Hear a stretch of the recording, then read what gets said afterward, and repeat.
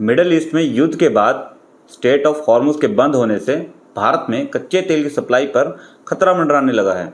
हाल ही में LPG cylinder की कीमतों में 60 रुपये की बढ़ोतरी हुई है और अब उसकी सप्लाई में भी दिक्कत आने लगी है। ऐसे में अब लोगों के मन में एक बड़ा सवाल उठ रहा है कि क्या अब पेट्रोल और डीजल के रेट भी बढ़ेंगे? अगर युद्ध लंबा चलता है तो भारत में महंगाई पर इसका कितना असर पड़ेगा? इन सब के बीच मोदी सरकार की क्या तैयारी है और पेट्रोल डीजल के दाम आगे सरकार कब बढ़ा सकती है? आज के इस वीडियो में हम इन सब पर डिटेल में बात करेंगे। तो चलिए स्टेप बाय स्टेप समझते हैं। इजराइल, अमेरिका और ईरान के बीच पिछले 11 दिनों से युद्ध जारी है। दुनिया के सबसे अहम तेल मार्गों में से एक स्ट्रेट ऑफ हॉर्मुज के बंद होने से जहाज़ों की आवाजाही भी प्रभावित हुई है। यह वही रास्ता है जिससे होकर भारत का करीब 80% कच्चा तेल आता है।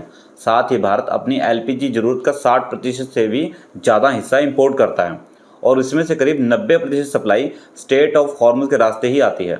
इसीलिए एलपीजी गैस की किल्लत पैदा हुई है और अब लोगों को डर सता रहा है कि अगर यह युद्ध लंबा चला तो पेट्रोल और डीजल की कीमतें भी बढ़ सकती हैं। हालांकि सरकार का कहना है कि फिलहाल देश में पेट्रोल और डीजल का पर्याप्त स्टॉक मौजूद है। दोस्तों, जब तक अंतर्राष्ट्रीय बाजार में कच्चे तेल की कीमत $130 प्रति बैरल के ऊपर नहीं जाती, तब तक पेट्रोल और डीजल की कीमतें बढ़ने की संभावना कम है। सरकार को उम्मीद है कि तेल की कीमतें करीब $100 प्रति बैरल के आसपास ही रहेंगी और क्रूड ऑयल भी $80 से $90 के बीच ही चल रहा है। हालांकि 9 मार्च को यह एक बार $120 के पार पहुंच गया था, जिसके बाद अमेरिका की तरफ से रूस से तेल खरीदने की बात कही गई थी।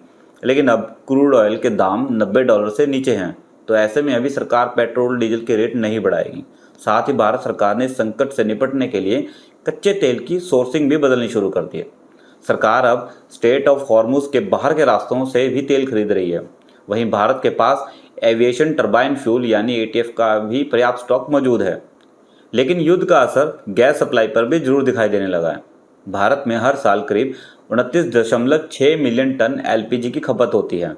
देश में 33 करोड़ से ज़्यादा एलपीजी उपभोक्ता हैं और इनमें से करीब 90% मांग घरेलू इस्तेमाल से आती है। भारत अपनी एलपीजी जरूरत का 60% से ज़्यादा हिस्सा आयात करता है और इसमें से करीब 90% सप्लाई स्ट्रेट ऑफ हॉर्मुज के रास्ते ही आती है। यही कारण है कि कुछ राज्यों में गैस सप्लाई धीमी पड़ने लगी है। महाराष्ट्र, पंजाब और आंध्र प्रदेश जैसे राज्यों में एलपीजी सप्लाई या तो कम हो गई है या कुछ जगहों पर अस्थायी रूप से रोक दी गई है। इसके चलते गैस कंपनियों ने फोर्स मेजोर लागू कर दिया है। इसका मतलब है कि वे तय समय पर सप्लाई देने की गारंटी नहीं दे पा रही हैं और इसीलिए एलपीजी सिलेंडर की कीमतों में 60 रुपये की बढ़ोतरी हुई है। मिडल ईस्ट के संघर्ष का असर सिर्फ ईंधन बाजार तक सीमित नहीं है। भारतीय कारोबारी भी इस स्थिति को लेकर चिंतित हैं। विशेषज्ञों का कहना है कि अगर संघर्ष लंबा चला तो सबसे ज़्यादा असर ग्लोबल सप्लाई चेन पर पड़ेगा। जहाज़ों को लंबे रास्ते से गुजरना पड़ेगा, जिससे माल ढुलाई की लागत बढ़ेगी, समुद्री बीमा महंगा होगा और व्यापार धीमा पड़ सकता है। भारतीय इंजीनियरिंग निर्यात संवर्धन परिषद के मुताबिक सऊदी अरब और संयुक्त अरब अमीरात जैसे देशों के साथ व्यापार पर असर पड़ सकता है। हालांकि इस संकट को देखते हुए केंद्र सरकार अब एक नई राहत योजना पर विचार कर रही है। सरकार एक्सपोर्ट प्रमोशन मिशन में बदलाव करके निर्यातकों को ज़्यादा वित्तीय मदद देने की तैयारी कर रही है। इस मिशन का बजट करीब 25,060 करोड़ रुपए है। इसका लक्ष्य भारत के निर्यात तंत्र को मजबूत करना है। तो दोस्तों, बात करते हैं आम आदमी पर इसका क्या असर पड़ेगा। अगर युद्ध लंबा चलता है तो इसका असर आम आदमी की जेब पर भी पड़ सकता है।